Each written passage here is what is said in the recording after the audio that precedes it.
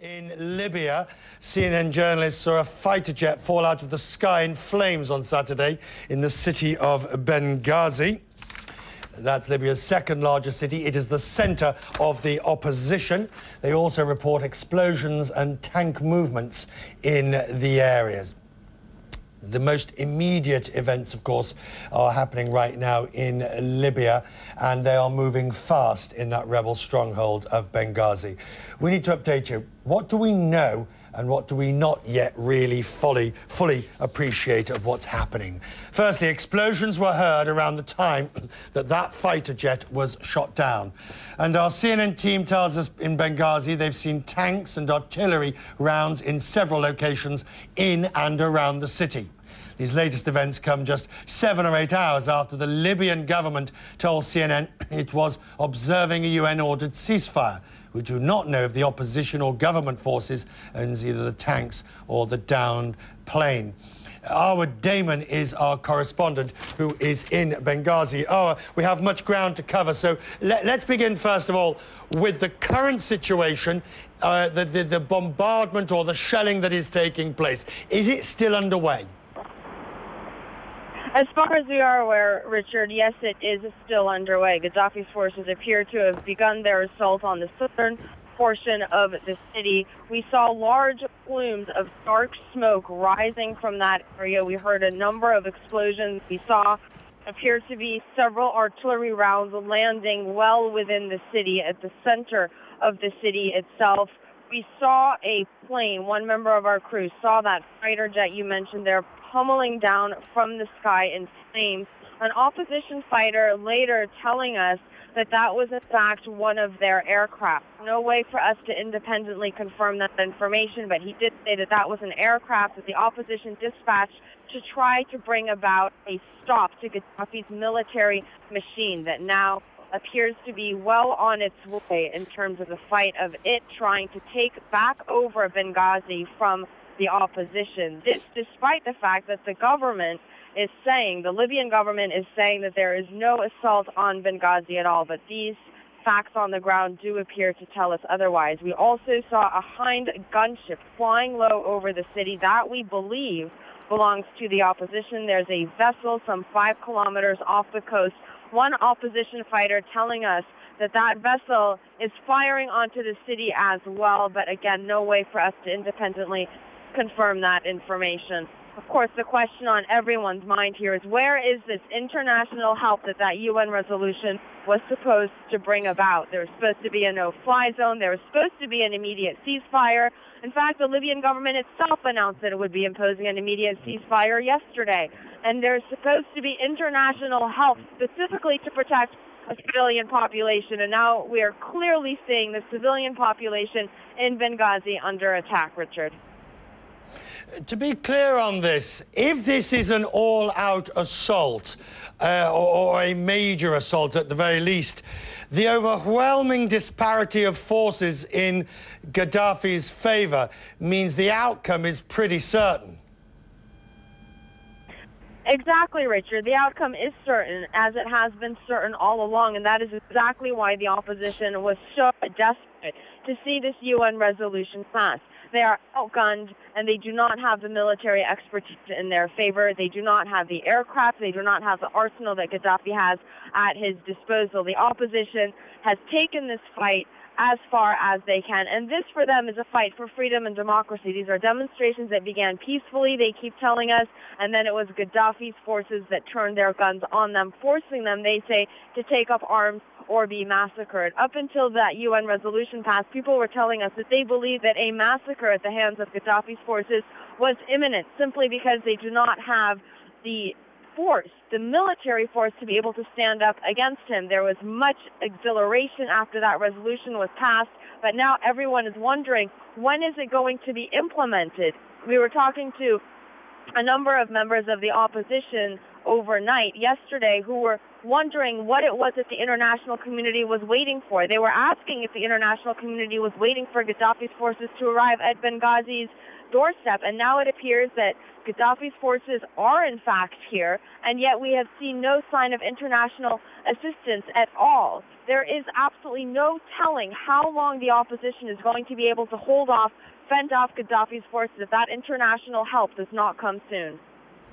Awa Damon, who is in Benghazi. And Awa, of course, we will be back with you the moment that you tell us there is more to report. So come back as soon as there is, please. The Libyan capital is Tripoli. And that is where we have our senior international correspondent, Nick Robertson. Nick, we have much ground to cover too, so let us begin. In the last hour or two, the Deputy Foreign Minister of Libya has said that the ceasefire is happening, there's no attacks, they've grounded the aircraft. And yet, Awa Damon there, you heard our reporting what's happening in Benghazi. Can you square that circle for us? Richard, that's a circle we keep asking the Libyan government here if they can square for us, because it's very difficult from our vantage point as well to make sense of the contradictory reports that we're hearing.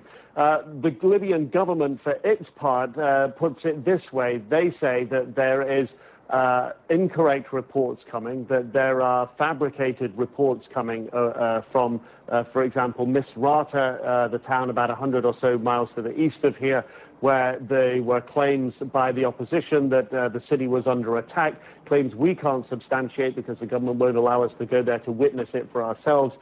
So the government, on the one hand, says that a lot of what we're being told is not true, that these are fabricated reports. They say that they're observing the ceasefire. They say that the rebels are not. In fact, we were woken up late last night, or late overnight, by the Deputy Foreign Minister to be told that the government had an example, they said, of where they knew for a fact that the rebels, in fact, were using their weapons and attacking a small town outside of Benghazi. Again, no way for us to substantiate that. We don't have access there. But what the government is doing, and this sort of goes to the heart of the government trying to square this round hole, if you will. They say, and we were told this last night, that the government is appealing again for international monitors to come here, and specifically they're asking for those monitors to come from China, Turkey, Malta and Germany. And when we ask why from those countries, they say because we believe those countries are most favorable to us. Of course, it be noted that China and Germany abstained from the UN vote on the UN resolution. So the government here feels that those countries would be favorable, and it says they should get here immediately because they can then go to the front lines or have free, unfettered access, unlike us journalists, who we're told are not able to provide reliable reporting, Richard. Nick, just pause 1 second. We have new video in from the Reuters news agency, which I need to bring to your attention. It is the video of the plane that we've been talking about this morning.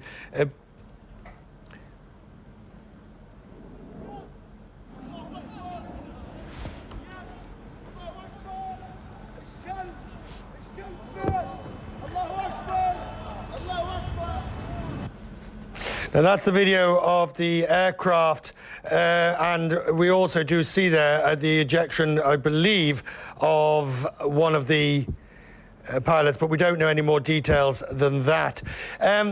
Nick Robertson's still with me, one trusts.